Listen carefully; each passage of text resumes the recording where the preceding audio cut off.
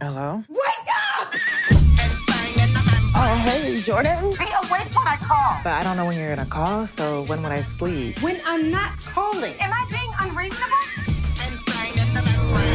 No. No, it's not unreasonable at all. Excuse me? Taking the boss ladies on a warpath this morning. I'm money. I got money. Every morning. No! Ding dong! Ding dong! Money. I really think I could help this company if you just gave me a chance. Just concentrate on being my assistant. Were you always mean? I got big and I got rich. So now who gonna check me, boo? I wish you were my age. Then I'd check you, boo. I wish you were little. I told you, watch it.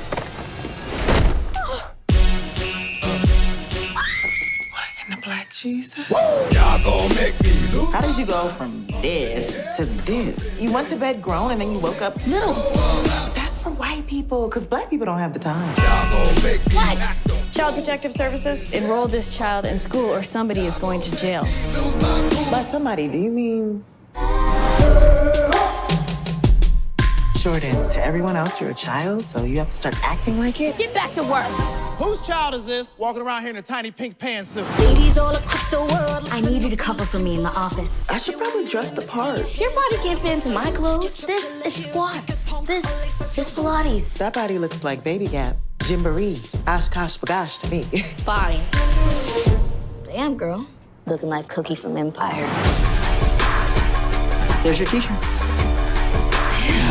I can tell that you are a special young lady. I feel like you get me. Really? I feel like I get you too. So you feeling what I'm feeling? No, I'm not feeling that at all. Don't look at me like that. Just look the other way. Look up there. Ladies all across the world, listen up, we're looking for a prince. If you're with me, let me see your hands. Representing all the women. Salute. What is going on? Is this rich people Postmates? Put me in the middle of that. Who are you? Well, I'm April, with the A for available. Think you're the boss of me? Say one more thing, I dare you. You're too fat for that skirt. Okay, see, I've been looking at you like a little girl, but you a grown-ass woman. We have a BMW situation. Black mama whooping. I told you not to test me. Yes, start spanking your kids. Remind me of my mama.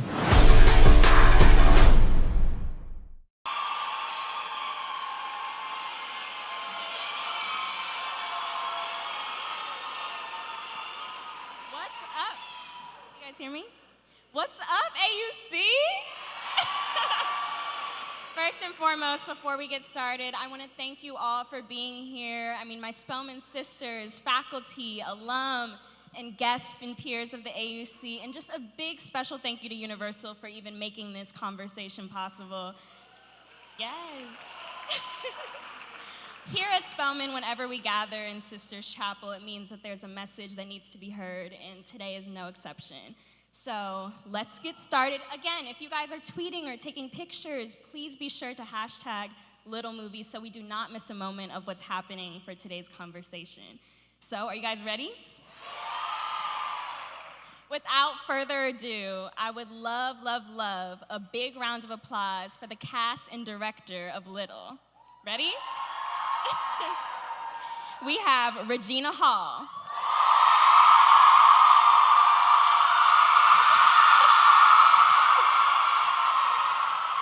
Issa Rae.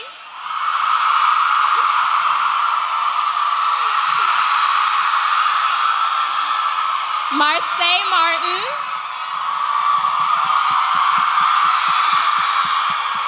And director Tina Gordon. I came out during your applause. I know. Ladies and gentlemen, the woman behind Little. Thank you for having us. Thank you guys so much for being here. Happy to be here. Before we even start, I want to give a special shout out to Will Packer, who's in the audience. Woo! Producer behind Little. Thank you so much for being here too. I want to start off by saying, I mean, this movie is the epitome of Black girl magic at its finest. the idea from a young black woman, directed by a black woman, here in Atlanta, filmed, set in Atlanta. I mean, it just feels full circle to come to Spelman and have a conversation. So can you all please just talk about what this moment means for you today as the movie's about to come out? I didn't get accepted into Spelman.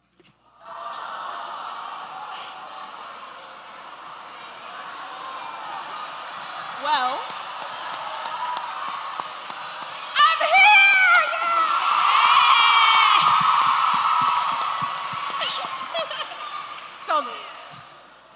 So that's a true story. And so for me, I just think life is incredible. You can take all kinds of roads to get to a place that's special to you, that you held in your heart. And so that's personally what it means to me, to be here and just be around all of this energy. It took a long time to get around all this energy, but I made it. Yeah. Hi, guys.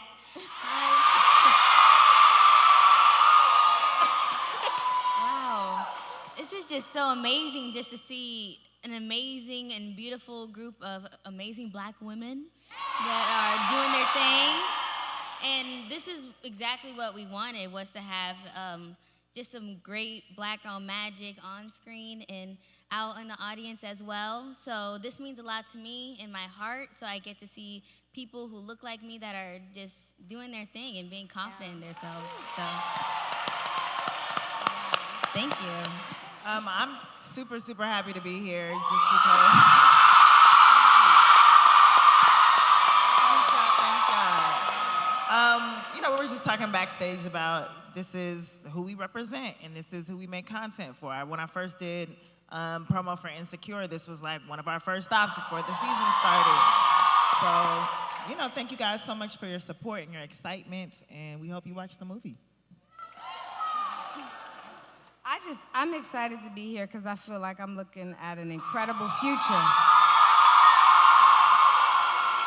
I see like beautiful faces and incredible minds, and I am hopeful, and I am so incredibly proud to be a black woman amongst you all. Yes, absolutely. I want to get started with you, Marseille. Not only was Little the idea that you came up with, but also you executive produced this film. Can you talk a little bit about what that means? Because a lot of people don't even know what goes behind executive producing a film. Well, I'm gonna be honest, like when I heard like the producer title, I was like, what is that? Interesting. But a producer is basically a person who like helps provide for the film and also help create it also. For me, I also created Little, so when I actually heard it, it was like surreal to me because I thought this actually happened. Like I thought someone my age that has done this before, and I was just like, you know, producer title, hey. But when I heard that I was the first one and it happened to be a young black girl from Little Elm, Texas, which was me, it was, yeah. And it was it was surreal, and I am just beyond grateful just to be around amazing people and surround myself with like positive energy all the time. And I think that's what like keeps me going. And of course with my wonderful parents and my little sister, like them helping me, you know, just guiding me through this process is absolutely amazing, and it means a lot to me. So what I love so much about this movie is that I think that it highlights wearing many hats in the industry is a gift.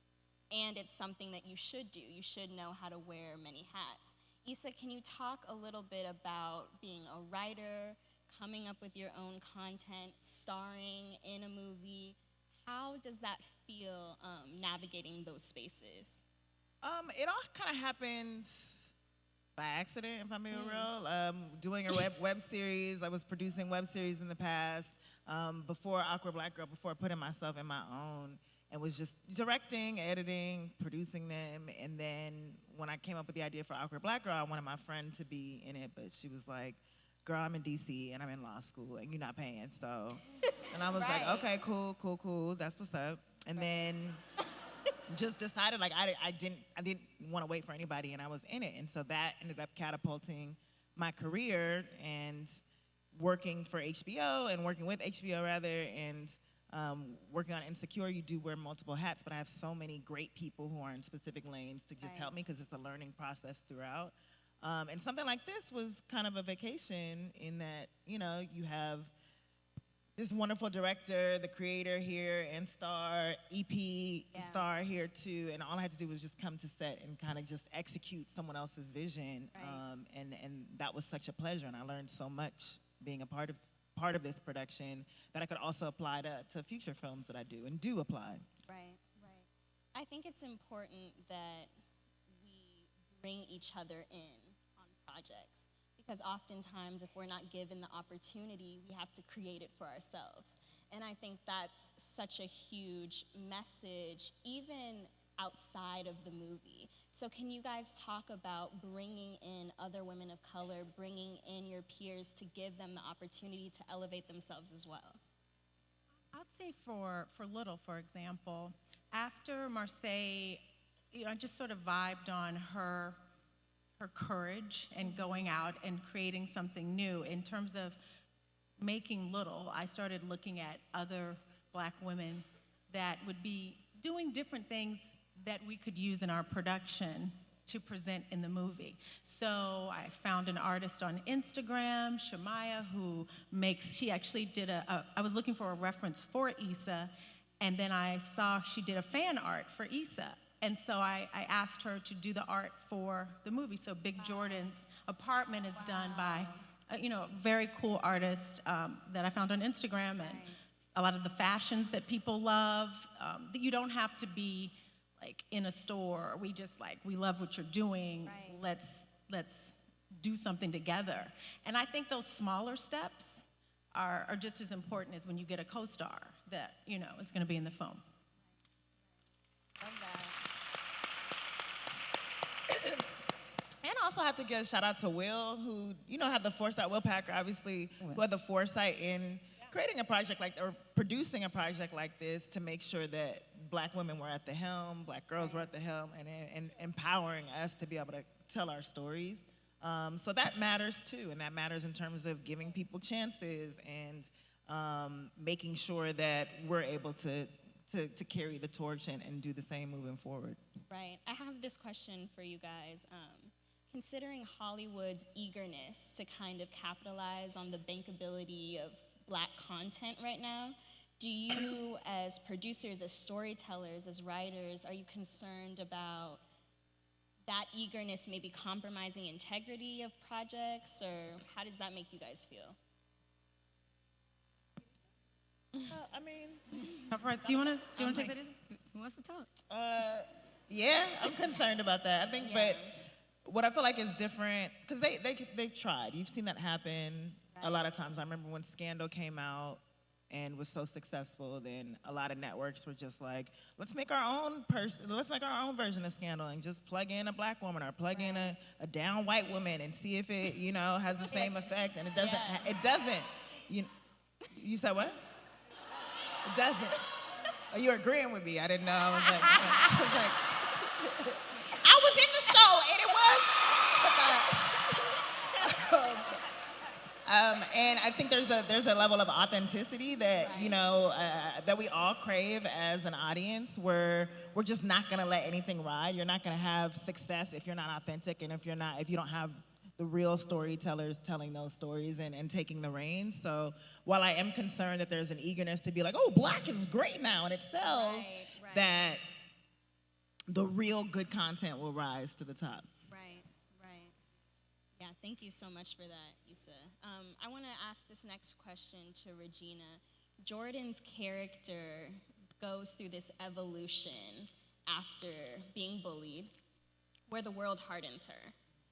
That is a true story for a lot of people. They let the world harden them. They let the industry harden them. They let outside forces really affect their growth.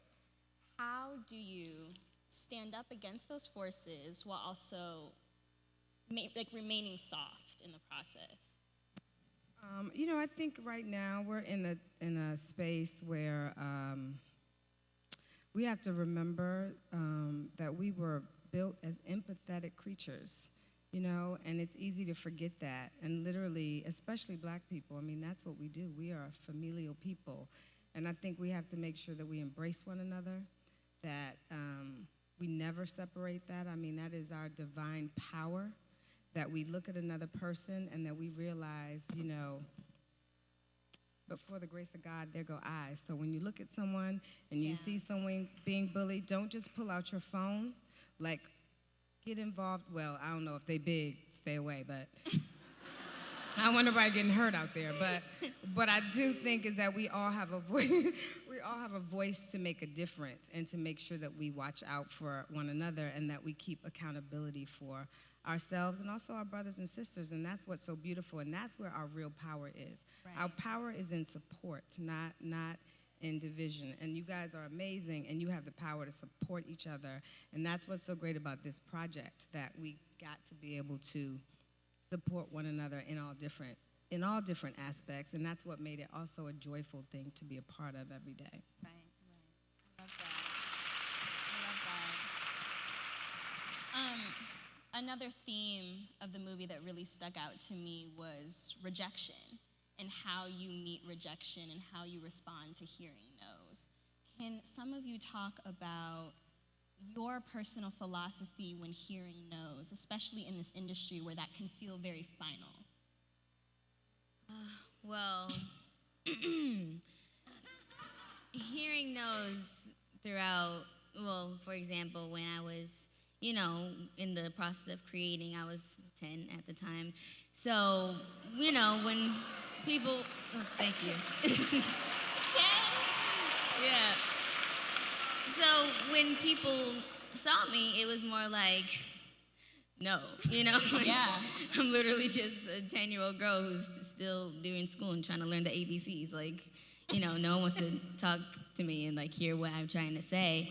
But I feel like when you stick to the right people and go with the people that you trust, which are my parents and my family, and Kenya Barris, which is the creator of Blackish, I grew up with them. Right. And then adding Will Packer to the mix and just them hearing my story made me feel more confident in myself, because I didn't get to see that often. And it was more of, I think because I was like a black girl, I know it was because I was a black girl, because I was, you know, they judged a book by its cover. Yeah.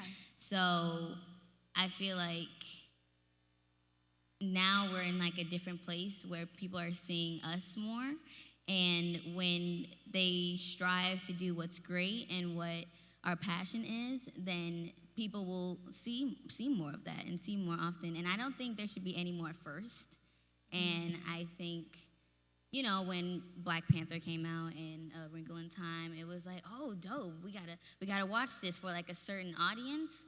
But I think it's like for like everybody, and I think people need to see that more. I don't know if that makes sense, because I'm like all over the place. No, it does. But you know, so. No, it does. I'm like all nervous and stuff. Okay. No, it does. I think, too, there's this misconception in Hollywood that things happen overnight. Yeah. And people get put on overnight, and people's stories get heard overnight. It's tough because I think with the idea of the bullying and the rejection, even when writing and working on Little, at the end you have to ask yourself, what are you distilling the message down to? And it sounds simple, be yourself, right? But that takes so much time to hear that voice versus all the other voices that are telling you, you can't do that. Nobody's done that before. You're not from the right place to do that. Or watching you on social media, or you're watching someone else's life and judging it against that.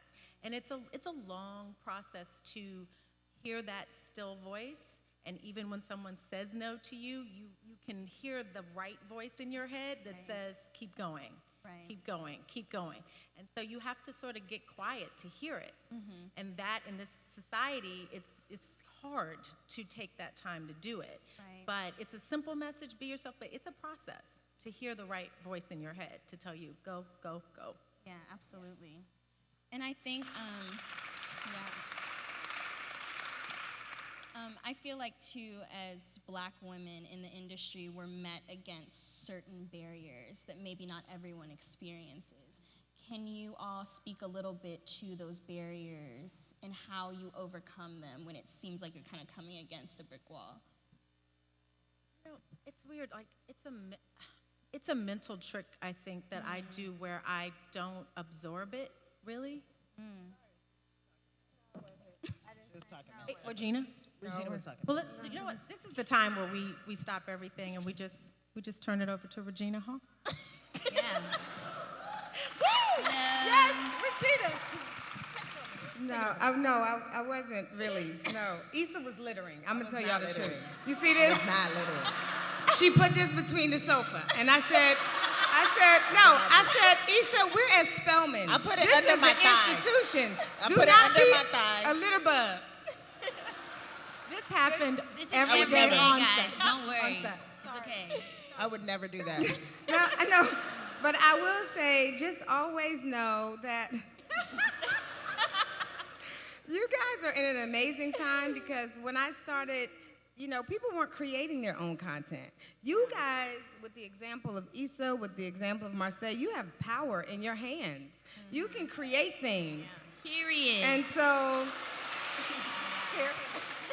you guys have a voice where you get to support things. You literally dictate what's on a screen. So when you want to see people like you, watch people like you. Be the person that's on the screen. Do like Issa. You guys have you have a breadth of opportunity. And so that's what's exciting about this. Like, your no never has to be final because you can say, oh, really? I don't believe that no. Watch this. Right. And you create your own yes. That's what I was gonna say. What she said. Do you want to add to that, Issa? No, she said it perfectly clear. I think as creators, sometimes creating your own content can seem scary and it can seem very big. What's some advice for people who want to create but feel like, oh, I don't have the budget, I don't have the resources, I don't have what are some solutions to that type of mentality or to that type of thought process? For me, I always think about what I do have, you know, because that was the big thing, was just like, oh, I don't have this, but I do have a camera, I do have friends, I do have, you know, my dad's office, I have my mom's car, I have all this, and I can put these pieces together to make something, because there really is no excuse at the end of the day. When it comes down to it, we have so many resources, as Regina suggested, just at our fingertips. And it really just is about sometimes calling in favors. And if you called in too many favors, then figuring out another way to make it work, or offering your services in exchange for something. But there is always a way. And I try to surround myself with people who believe the same thing too. Right, right. And I'm going to tell you all this. There's not a person in the world that says no that can stop God's yes. Woo.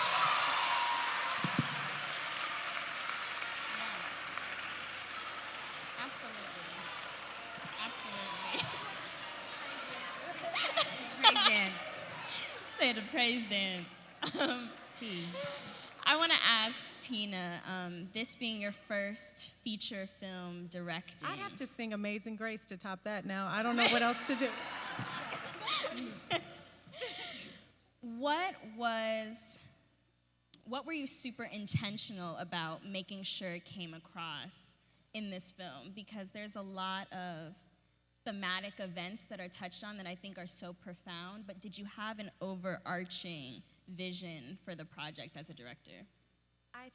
Aside from, as I mentioned before, just trying to showcase Black women that are just exceptional at what they do and hope that you feel it in the texture of the movie, I was inspired by the relationships that you see here, the intergenerational exchanges that happened, you know, behind the camera with Will, because Will is so much older than just kidding. Marseille. No. Wow. But highlighting, hoping the audience, that in addition to the messages that you know about, that you kind of feel that support and love between everyone, you know, in the midst of the comedy and all of that. that was kind of like my intention. I want to make sure we get to some audience questions because we can sit and talk all day long. Well, I could. So we're going to move on to some audience questions. We have a question for everyone, for everyone on the panel. So I'll start with Regina. You have had such a successful career as an actor. Will you do any directing in the future? Ooh. You know what's interesting? I will. I just talked about, I am going to, look, and when you know people who got shows on the air, you go to them, right? And you any day. And oh, I just got a job. So I'll be directing an episode of Insecure. And, Yes! You done messed up now. Yes, you will. And Will Packer, he's looking at me, so I think I'm gonna be directing the Will Packer production.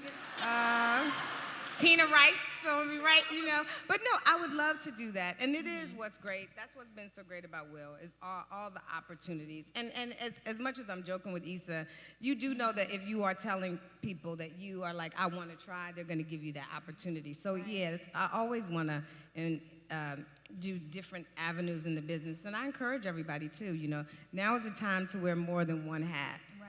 Right. Love that. So Tina, this one's for you. What are some challenges you face as a Black woman director?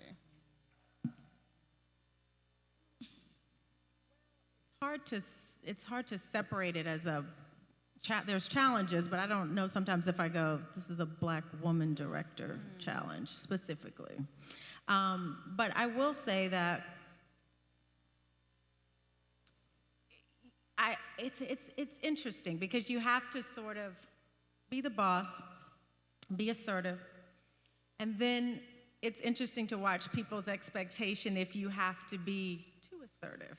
Right? And so I feel like sometimes you pay a penalty, or you notice the penalties that go into, she's behaving this way because she's a woman, she might be irate because she's a Black woman, and it's a mind trip where you're like, no, I'm really mad because this is wrong. Yeah. Right, this has happened.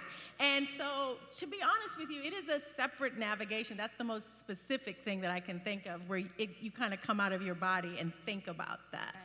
But I think through your hard work, getting to where you are, you own that space, and you'll become your own boss as you feel comfortable in your own body. And so it's through not just becoming a boss, but working through yourself and getting to that moment. And then you own that space.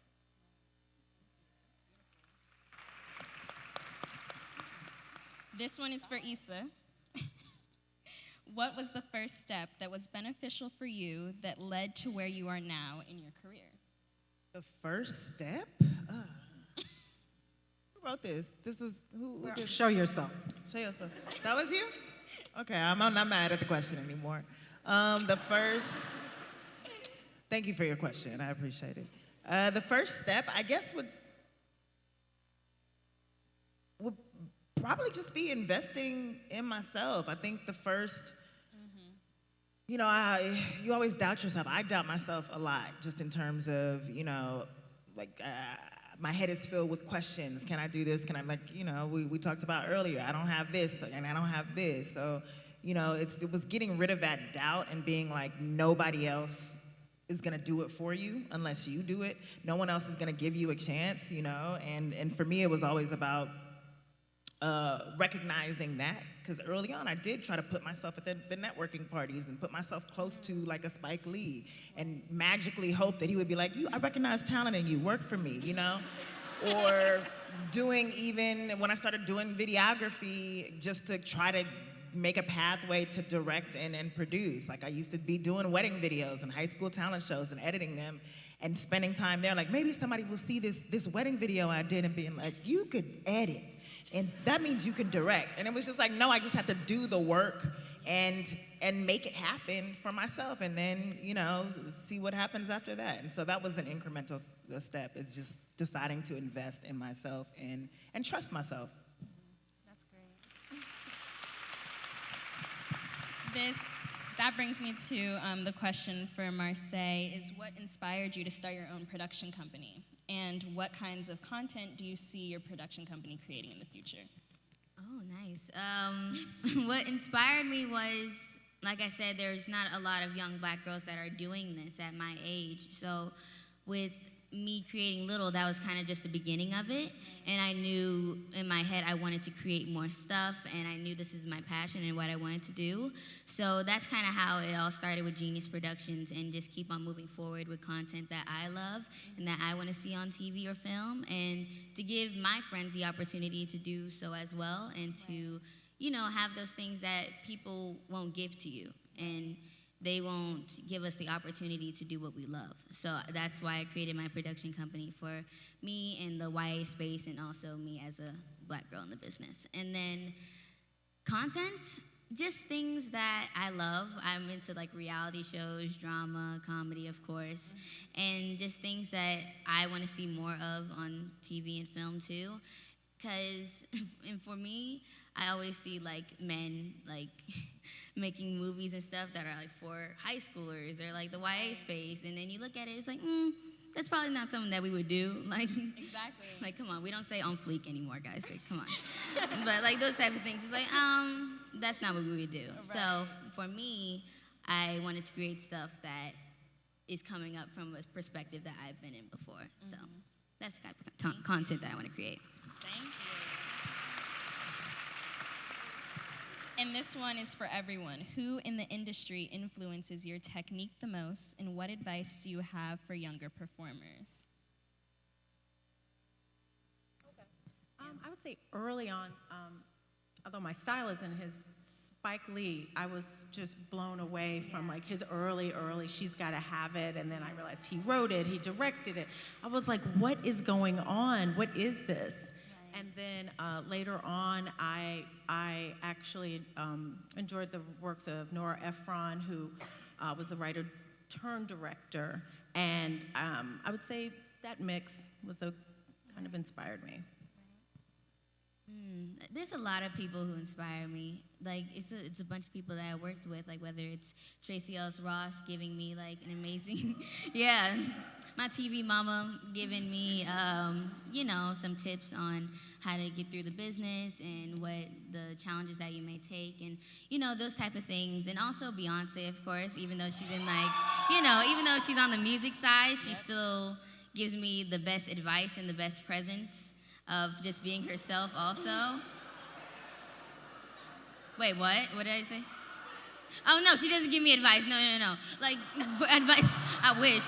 But advice for me is more of like the presence of them being there, and like how she, you know, her confidence and like who she is like as a person. That's the best advice like people give me. Look, guys. Yeah. But the advice that I'd give to people like me, or people striving to do what they love, is I feel like everyone says be yourself, but I think just like having confidence and believing that you can do it, and just going to people who you trust, and, you know, you don't have to start big because you see someone doing something as big as that. You have to grow to that point, so. Right.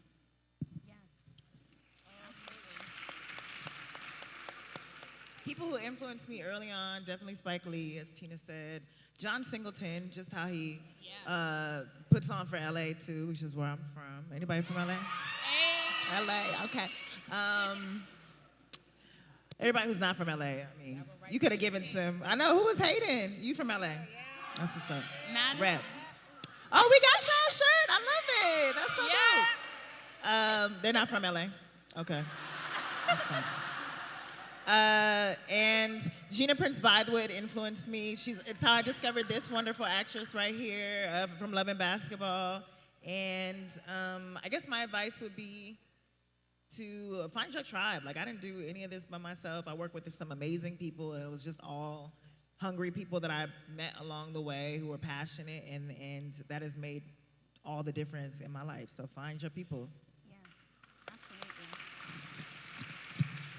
You know, the same people. I also loved F. Gary Gray. You know what I mean? I liked movies like Set It Off when I was coming up, and I used to look at, like, you know, actresses, you know, who are my age, and then other ones like There's so many, you know. I'd probably name them, y'all be like, who's that? But they're from so long ago, because I always like watching people, and everybody likes to do something different. I like to become a character, you know what I mean?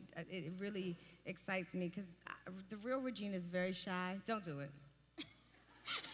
She was about to say something. My mic was right here. I wasn't saying anything. But I am, but like in a character, I feel like it's great because I get to like disappear, so that's exciting for me. Right. And then, you know, my advice would be to, it's gonna be like weird advice, but you don't have to be anxious for anything. Like, this is an incredible time. This is an incredible time. You're in college. You are learning. This is an incredible time to absorb information without the responsibility of everything. This is time to really delve into your creativity. You have, like, the world it's waiting, but you don't have to rush it. Like, enjoy it, learn. You're like beautiful, like, little beacons of light, you know what I mean? And like, so absorb it so that when you are out there, you're ready. And I know everything feels like it's quick, but all things in God's time. And so, and you all build, you know, she talked about communities. Like, if there's a group of you now, you can start building your community now so that eventually you can, you know, help each other. And it might be 4 years down the line. I mean, Issa and I met, Issa was homeless, and we met, I was driving down the street. This is a true story. This is a true story. It's not a true story. You can't say that. It doesn't make it true. I was driving and I saw this girl like on a little box, and I said, true story. I said, that girl right there, I bet she could write. And voila, you see that? See this? What made you think that I could write? Just based if I was sitting on a box. Because your box, you had a sign, and it said. That's right. And what she had written on it, I can't remember, but I was impressed. But she knew it was good. Okay. But the truth is, we did meet years ago, and you never know how. And Will and I met years ago before we worked together. And he was homeless too? No. Oh. You know what? Will was hitchhiking, and I said, this brother got a nice smile. He ain't gonna hurt me. And I picked you up. You remember? No, but the truth is, you never know how people come into your life or when they're gonna be in your life and when they're gonna be supportive. And so make sure that that you build a community with each other. Right. Because in 5 years, your same friend might be like working at a studio, and you might be able to slide somebody a script or whatever it is. It doesn't have to be entertainment. And so just remember that we have each other. So let's remember to have each other.